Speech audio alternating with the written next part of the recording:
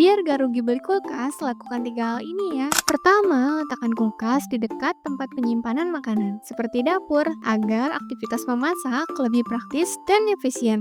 Kedua, beri jarak dengan dinding sekitar 5 cm dan di setiap sisi kulkas sekitar 2-5 cm, sehingga hawa panas pada kulkas tidak berlebihan saat dinyalakan. Ketiga, hindari posisi yang dekat sumber panas, seperti kompor dan sinar matahari, karena bisa membuat komponen kulkas cepat rusak. Yang paling penting juga, pilih tempat beli kulkas yang pasti ori dan bergaris resmi seperti Mbox Indonesia. Kamu bisa cek etalase kami ya.